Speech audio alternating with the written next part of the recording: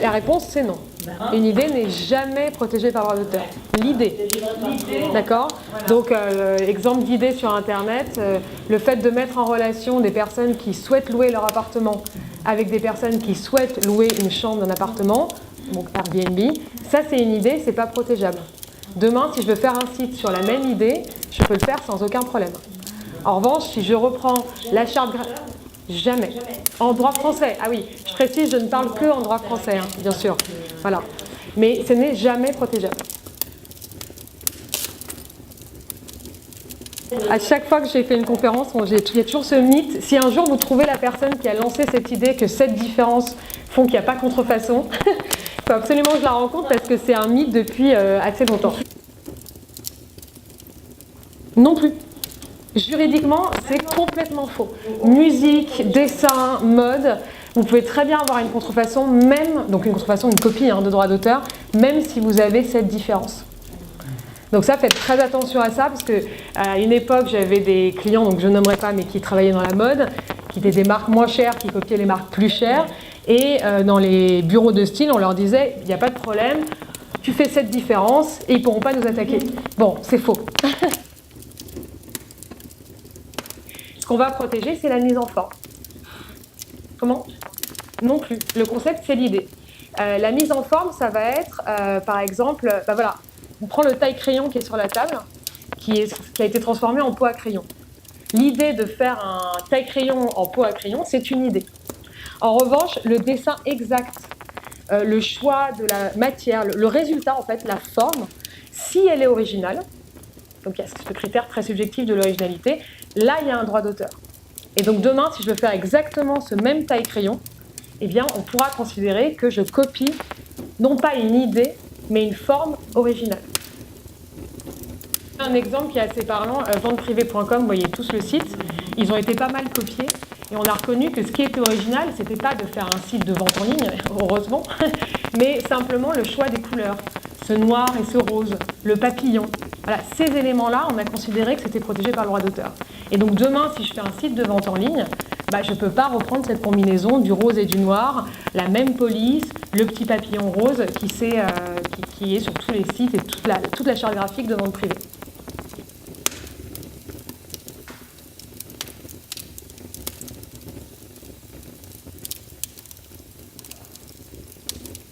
En fait, vous avez un grand domaine qui s'appelle la propriété intellectuelle. Et au sein de la propriété intellectuelle, vous avez le droit d'auteur, le droit des marques, le droit des dessins et modèles, le droit des brevets, le droit des bases de données, etc. etc. D'accord ? Donc le droit d'auteur, c'est simplement une partie de la propriété intellectuelle. Et vous, principalement, quand j'ai lu vos questions, c'est le droit d'auteur et le droit des marques.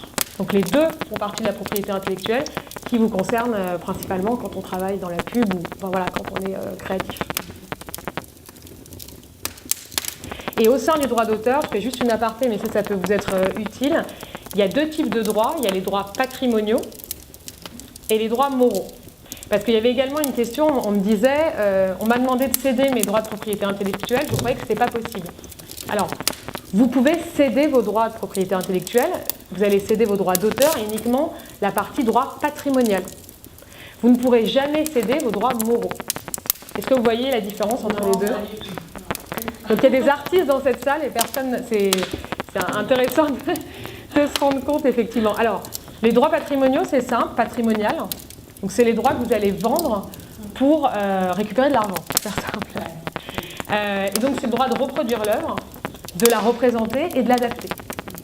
Donc quand vous vendez si vous faites une charte graphique pour un site ou un logo pour une agence, vous allez nécessairement, il faut pour l'agence qu'elle récupère vos droits de reproduire le logo, le représenter au public et même de l'adapter. Bien souvent, une agence va vous demander d'avoir le droit d'adaptation parce que, imaginons, dans 2 ans, elle veut changer, je sais pas, une partie du graphisme ou juste faire une ombre, voilà, modifier un peu le logo. Elle ne peut pas le faire si elle ne peut pas le faire juridiquement. Je ne dis pas que ça n'a pas lieu dans les faits, mais juridiquement, elle ne peut pas si elle n'a pas vos droits d'adaptation. D'accord ? Donc ça, c'est un point, normalement, dans toutes vos factures, tous vos contrats, il devrait y avoir marqué « Je cède mon droit de reproduction, de représentation et ou le droit d'adaptation ». Alors, vous pouvez le faire si la cession n'est pas exclusive. C'est pour ça que je donnais cette notion d'exclusivité. Et ça, vous devez l'indiquer soit dans votre facture, soit si vous avez un contrat. C'est cession exclusive ou non exclusive du droit de reproduction, représentation et adaptation. Tout ce que je dis là, c'est valable pour tous les supports. Donc que ce soit de l'édition littéraire, que ce soit sur Internet, que ce soit une musique, que ce soit une photo, un film, quel que soit le support, à partir du moment où vous avez une création protégée par le droit d'auteur, pour utiliser cette création, et même à titre gratuit, parce que souvent on me dit oui mais c'est pas cher ou c'est gratuit, mais même à titre gratuit, on doit avoir l'autorisation et donc la cession des droits de reproduction, représentation, adaptation. Là, la question que vous posez, c'est la question de l'exclusivité. Est-ce que quand je donne à une agence un logo ou une illustration, est-ce qu'elle en a l'exclusivité? Il faut indiquer le lieu, donc le territoire, est-ce que vous cédez pour la France?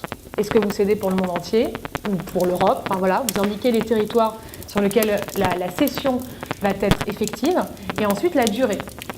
Alors la durée, c'est intéressant parce que très souvent vos clients vont vous dire « Je veux la durée légale du droit de la propriété intellectuelle ». C'est toute votre vie plus 70 ans post-mortem. Donc autant vous dire que c'est quand même très rare qu'un client ait besoin d'autant de temps. Parce qu'un logo, au maximum, dans 5 ans, il est obsolète. Une charte graphique, un site internet, aujourd'hui, tous les 3 ou 4 ans, on refait la charte graphique. Donc c'est complètement illusoire de vous demander autant de droits. Ce que vous allez mettre, c'est cession, par exemple, pour 5 ans. Au bout de 5 ans, si le client veut réutiliser, parce qu'il continue à utiliser votre logo, ou votre photo, etc., eh bien, vous renégociez. Et c'est là où c'est intéressant, parce que renégociation veut dire qu'il repaye les droits d'auteur. Donc vous devez dire qu'est-ce que vous cédez, pour combien de temps, quel territoire, est-ce que c'est exclusif ou non, et même à quelle destination. Vous pouvez très bien faire une cession en disant voilà, moi je cède mes droits, mais je ne veux pas être sur Internet. Bon, aujourd'hui ça n'aurait pas de sens, mais voilà, on peut imaginer ça. Non, non, du tout. Ce qui vous appartient, c'est le droit moral. Donc par exemple, il y aura toujours votre nom associé à votre œuvre. Vous avez, si jamais une œuvre est réutilisée et que vous estimez qu'elle est contraire à l'intégrité de votre œuvre, même l'esprit de votre œuvre, eh bien dans ces cas-là, vous pouvez agir. Et vous voyez, on n'est pas sur le terrain du patrimonial, ça c'est des droits que vous avez cédés. Tout ce que vous avez cédé est cédé pour la durée donnée. En revanche, tout ce que vous n'avez pas indiqué n'est pas cédé. Voilà, donc il faut bien faire la différence, droit patrimonial, droit moral. Et les photographes, c'est exactement le même régime en fait que n'importe quel autre artiste.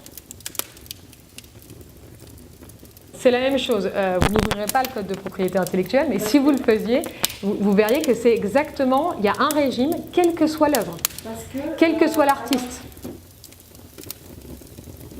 À partir du moment où vous êtes sur Internet, la cession doit être mondiale, puisqu'effectivement, n'importe qui se connecte, dans n'importe quel pays, pourra avoir accès au site sur lequel votre œuvre est reproduite. Ce qui intéresse les gens, c'est l'enveloppe globale. Voilà, donc vous négociez votre enveloppe globale, mais ça ne vous empêche pas ensuite en dessous de dire dans l'enveloppe globale, il y a tant qui correspond à ma prestation. Donc si je suis photographe, c'est mon shooting, si je suis illustrateur, c'est le temps de travailler mes illustrations. Et ensuite, droit d'auteur pour 2 ans, et vous mettez un prix. C'est rare que... Enfin, c'est possible que ça ne vous fasse pas augmenter votre enveloppe globale, mais au moins les droits d'auteur, ils apparaissent quelque part. Il y a un prix, il y a marqué donc droit d'auteur cédé pour 2 ans, pour tel territoire, pour telle utilisation. Par exemple, vous pourriez dire, moi j'ai des clients artistes qui refusent l'utilisation publicitaire. Donc c'est d'accord pour faire par exemple une illustration d'un livre, mais ils vont dire hors campagne publicitaire. Parce que si on rentre en campagne publicitaire, là on renégocie et on demande beaucoup plus. Donc déjà c'est un premier effort, et ça vous appartient en fait, d'habituer vos clients à voir la ligne droit d'auteur avec un montant à côté, avec une durée, un territoire et une étendue. Ça ne peut pas gêner vos clients, puisque vous n'augmentez pas vos prix. En revanche, ça permet que j'ai une cliente une fois qui est venue me voir, en fait je fais que ça pour elle, j'ai vérifié tous ces contrats. Et j'ai vérifié que voilà, celui-là, la session est finie depuis 1 an. Est-ce que le client continue à utiliser l'œuvre? Ah, le client continue à utiliser l'œuvre alors qu'il a payé pour 1 an. La lettre de mise en demeure, soit il repaye, soit il arrête. Alors c'est jamais très sympathique d'envoyer une lettre de mise en demeure, mais le fait d'avoir la case droit d'auteur qui existe, qui est bien précisée, c'est déjà un point très important par rapport à vos clients. Et ça vous permet de renégocier. Alors, je ne peux pas parler au nom des sociétés d'auteurs. Ils ont des bons services. Vous pouvez aller les voir, ils peuvent vous aider, vous conseiller. Maintenant, ils ne vont pas vous défendre au cas par cas. Enfin, ils vont vous renvoyer vers un avocat. Vos articles sont protégés par le droit d'auteur de la même manière. Vous détaillez tout dans le devis. Donc ça va être la prestation. Si c'est la prestation, c'est un shooting, vous mettez le prix de la prestation, les droits d'auteur.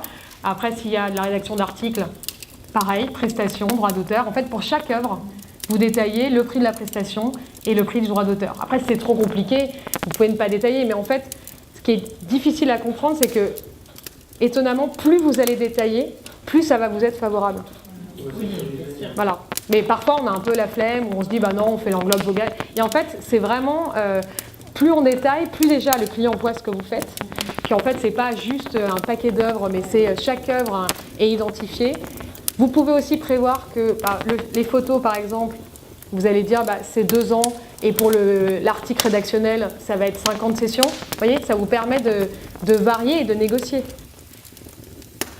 Il n'a pas d'argent, votre client, en tout cas il vous fait croire qu'il a un budget restreint, et très bien, la cession des droits c'est pour 1 an. Il la voulait pour 10 ans, vous lui proposez pour 1 an. Bon, en général, après on fait les marchands de tapis, on finit à 3-4 ans, mais vous voyez déjà, ça permet de redescendre, et ça permet au moins de rééquilibrer un peu les forces, parce que j'ai bien conscience que très souvent il y a une dépendance économique. Vous avez besoin d'avoir le contrat, vous avez besoin de travailler pour telle agence, sauf qu'à force de tout accepter, en fait vous êtes encore moins respecté. Et à partir du moment où vous montrez que vous savez comment ça fonctionne, que vous savez qu'il y a des droits, que vous allez vérifier, c'est toujours... moi je trouve que c'est toujours... ça vous met en valeur en fait. Vous pouvez citer le code de la propriété intellectuelle. Je ne suis pas sûre que ça impressionne grand monde. mais oui, vous pouvez citer... là, dans ce cas-là, vous pouvez citer tous les articles du code de la propriété intellectuelle. Alors, la question de savoir qui doit payer la recherche d'antériorité, est-ce que c'est vous ou est-ce que c'est votre client? C'est de la négociation. Une recherche d'antériorité, c'est à peu près, chez un avocat, entre 500 et 1000 euros. Voilà. Donc, dans certains cas, il y a des clients qui vont vous dire, nous, on ne prend pas ça en charge, c'est votre boulot, c'est vous le créa.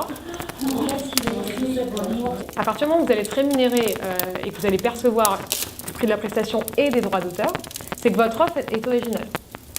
Donc il est normal que votre client, pour le coup, exige, vous garantissez que l'œuvre est originale. Vous garantissez que c'est vous qui avez bossé dessus et que vous n'avez pas pompé l'œuvre d'entière. C'est ça. Mais si vous voulez, c'est normal, le client, il achète une prestation, lui, il achète l'originalité à des créas, des artistes, etc. En revanche, la question des antériorités, moi c'est arrivé une fois à un de mes clients, de toute bonne foi, il a créé un flacon de parfum. 2 ans après, un autre créateur en Amérique du Sud avait créé un parfum, mais identique, juste avant lui. Ça, c'est la rencontre fortuite. Oui, c'est des tendances, c'est la rencontre fortuite. Voilà, malheureusement, ça arrive. Et n'empêche que le client de mon client lui a demandé de le dédommager.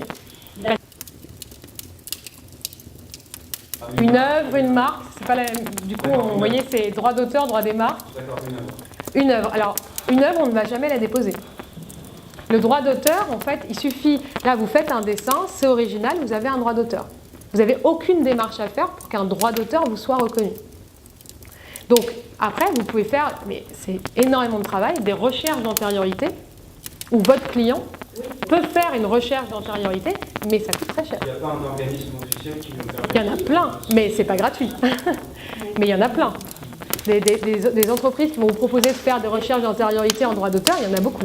Mais ça va beaucoup. En revanche, pour une marque, c'est là juste pour faire la différence, la marque, vous allez la déposer à l'INPI, d'accord? À partir du moment où vous faites ce dépôt, il est fortement recommandé d'avoir fait une recherche d'antériorité avant. Et la recherche d'antériorité, vous pouvez... En fait, l'INPI, c'est aussi payant, mais c'est assez raisonnable pour on va dire, entre 100 et 200 euros. Et l'INPI vous envoie, vous dites la marque que vous voulez déposer, et il vous envoie toutes les marques qui ont été déposées et qui sont identiques ou similaires au signe que vous voulez déposer. Et après, vous analysez. Et dans quel domaine? Et en fonction des produits et services que vous allez, voilà, des secteurs d'activité. La levée des listings, c'est vraiment raisonnable. Hein, c'est entre 80 et 200 euros. Voilà. Il y a la recherche d'antériorité à l'identique et la recherche d'antériorité en similitude. À l'identique, c'est facile. Vous allez sur le site de l'INPI, donc c'est base marque INPI. Vous tapez le nom de la marque que vous voulez déposer. Ça sort ou ça sort pas. Alors ça, c'est à l'identique. Mais en fait, c'est pas suffisant parce qu'on peut très bien imaginer qu'il y a eu la même marque, mais qui est déjà déposée, mais juste avec une lettre de différence. Donc par exemple, une cliente qui voulait déposer, alors je ne vais pas vous dire la marque, mais un premier mot et ensuite thérapie, eh bien, en l'occurrence, on a trouvé qu'il y avait déjà une marque identique, sauf que thérapie n'était pas écrit IE, mais Y. Donc, vous voyez, ça ne suffit pas de la recherche à l'identique. Il faut en plus faire la recherche en similarité. Et c'est là où je vous disais qu'il faut demander à l'INPI la levée des listings. Là, vous payez entre 80 et 200 euros et vous avez la similarité. En fait, en droit des marques, la question, ce n'est pas l'originalité. La question, c'est le premier arrivé, premier servi. Qui est le premier qui a enregistré la marque? Donc, vous pouvez très bien avoir, imaginons, ostéothérapie. Bon, prenons cet exemple. Ostéothérapie, il y en a peut-être effectivement 150 qui se sont dit, je suis ostéopathe, je fais de la thérapie, je dépose ostéothérapie. Ces marques-là vont coexister. N'empêche que le premier qui l'a déposé pourrait empêcher les autres de déposer la marque et de l'exploiter. Le fait est que ce type de marque, en fait, c'est des marques qui sont ce qu'on appelle pas peu distinctives, parce que ostéothérapie, pour proposer des services d'ostéothérapie, vous voyez, c'est là où on retrouve la notion d'originalité, mais en droit des marques, on parle de distinctivité. Est-ce que la marque est distinctive par rapport aux produits et services, par rapport à l'activité qu'elle va désigner? Et donc, dans ces cas-là, en fait, ce sont des marques qui vont coexister, mais ce sont des marques que vous ne pourrez pas défendre. C'est ce qu'on appelle des marques faibles. C'est pas comme Coca-Cola pour faire des boissons. Aujourd'hui, évidemment, tout le monde pense, quand on pense Coca-Cola, on pense aux boissons, mais à l'époque, quand ils l'ont déposé, c'était distinctif. Voilà, ça renvoyait à autre chose et ils ont créé le lien. Aujourd'hui, tout le monde, quand on voit Coca-Cola, on pense à la boisson Coca-Cola. Et ça, c'est le rôle de la marque. Alors, ils se sont attaqués dans tous les sens, shopping privé et venteprivée.com. Et il y a eu, je sais pas, je crois qu'il y a eu 7 ou 8 décisions qui sont montées jusqu'à la Cour de cassation, ils sont redescendus. Mais au final, la marque venteprivée.com a été annulée, la marque Verbal, donc juste venteprivée.com. Et alors, en revanche, la marque figurative, donc avec le logo dont vous parliez tout à l'heure, avec le fameux papillon et le rose et le noir, existe toujours. Voilà. Parce qu'il y a eu, justement, il y a eu la question, est-ce que venteprivée.com, est-ce que c'est une marque distinctive? Est-ce qu'on ne se contente pas de désigner les services pour lesquels la marque a été enregistrée? Et en fait, la marque a été sauvée par les éléments figuratifs. Voilà. Et sinon, voilà, souvent, quand vous voyez buy quelque chose, c'est qu'il y a eu un problème au niveau du dépôt de la marque et qu'on a rattrapé le coup en rajoutant un petit... la marque, en fait, du parfumeur, en l'occurrence. Enveloppe solo ou une lettre que vous envoyez à vous-même, enfin recommandé que vous envoyez à vous-même et que vous gardez fermée, j'insiste. J'avais un client qui les avait toutes ouvertes, alors ça sert à rien. Donc voilà. Ah, je me suis envoyé une illustration. Donc voilà. Il vaut mieux le préciser parce qu'il y en a à qui c'est arrivé. Donc vous le gardez fermé. Ça a la même valeur que l'enveloppe solo que vous avez à l'INPI, c'est exactement la même chose. Précision, si jamais un jour vous devez les utiliser pour un contentieux, il faut les faire ouvrir par huissier. Voilà, c'est un point aussi. Et juste pour finir, parce que c'est un point important, vous ne créez pas un droit en faisant ça. Vous donnez juste date certaine à votre création. Voilà, c'est simplement ça. C'est pas parce que vous avez une enveloppe solo ou une enveloppe fermée que vous avez un droit d'auteur. Si l'œuvre qui est à l'intérieur n'est pas originale, il n'y a pas de droit d'auteur. D'accord ? Alors, c'est celle qu'on envoie à l'INPI, ça a la même valeur que si vous l'envoyez à vous-même. Par mail, ça marche très bien. Vous pouvez très bien vous envoyer... Moi, j'ai des clients qui... Oui. Oui, mais par exemple, vous les envoyez à votre avocat, vous envoyez à un huissier.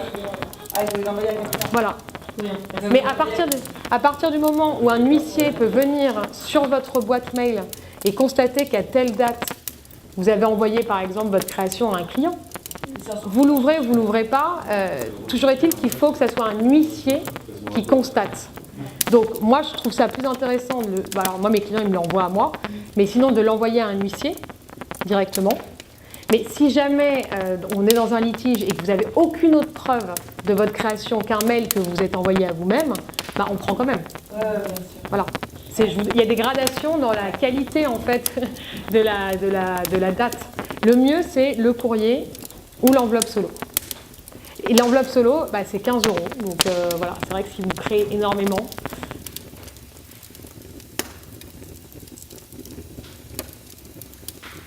la valeur des captures d'écran sont très souvent remises en question devant les tribunaux. Donc si vous voulez, voilà. Parce que ça peut être photomontage, parce que ça peut être dans la mémoire cache. En fait, on n'est jamais certain du lien de la date de la capture d'écran. Donc c'est souvent remis en question. Donc si vous pouvez faire un constat d'huissier, c'est beaucoup mieux.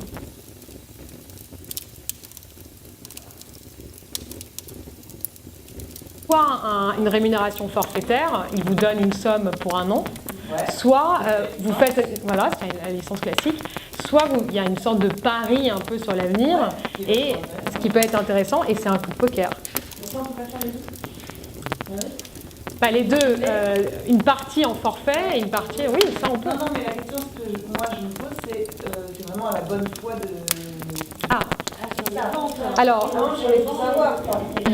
vous avez un contrat ou c'est simplement vous êtes je suis en train de... Je viens de voir pour le faire. Non mais ce qu'on met dans les contrats, après c'est sûr que s'il n'y a pas de contrat, c'est délicat d'être sûr. Mais voilà, dans un contrat, vous allez mettre une clause de reddition de compte. C'est-à-dire que cette personne, tous les 3 mois, tous les 6 mois, enfin on fixe une durée, enfin une période, s'engage à vous communiquer le nombre de lampes vendues. C'est la reddition de compte. Donc il vous dit, voilà, pas tous les mois non plus, parce que ça va peut-être le gonfler, mais tous les trimestres, par exemple. Il vous fait un courrier attesté par son expert comptable en disant, bah voilà, ce trimestre-là, j'ai vendu tant de lampes, et donc à tel prix, et je vous reverse X%, conformément au contrat.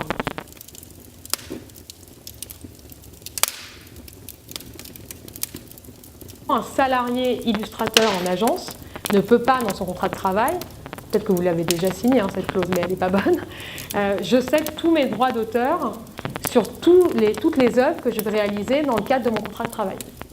Ça vaut rien. Le Code de la propriété intellectuelle dit que les cessions sur les œuvres futures sont nulles.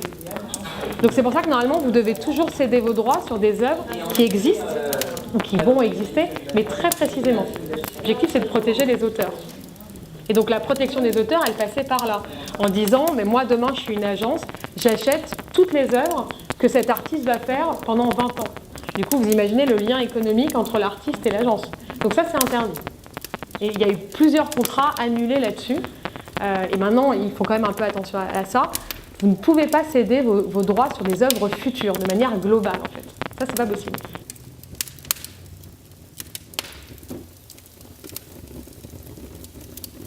Je suis très embêtée de vous répondre là-dessus parce qu'en fait, ça va dépendre de vous.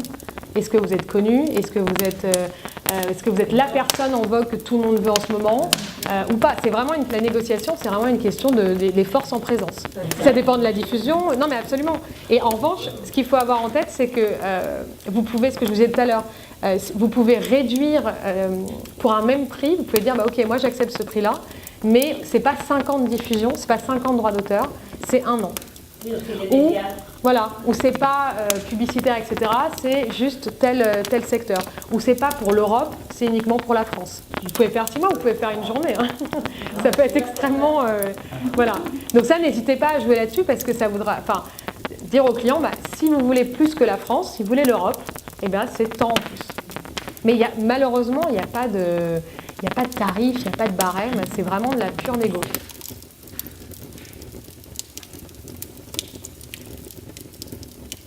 On a enfin une disposition très claire dans le code que toutes les cessions doivent être écrites. Donc si vous n'avez pas de cession de droit d'auteur écrite, ça veut dire qu'il n'y a pas de cession. Donc ça veut dire qu'ils n'ont pas le droit d'utiliser votre œuvre.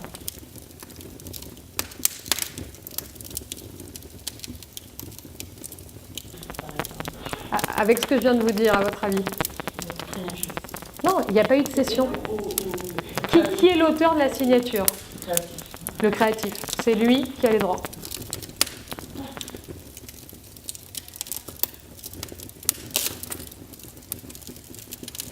Si vous voulez, d'un point de vue droit d'auteur, peu importe que la modification elle soit sur le fichier source ou après. Ça, c'est plus une question de principe, en fait, de dire, moi, je ne donne pas mes fichiers ou je les donne... après, s'il y a une modification de l'œuvre, vous savez que vous avez la possibilité, soit sur le droit moral, soit sur le droit d'adaptation, de dire, mais en fait, je ne vous ai pas cédé ce droit. Vous ne pouviez pas modifier le fichier.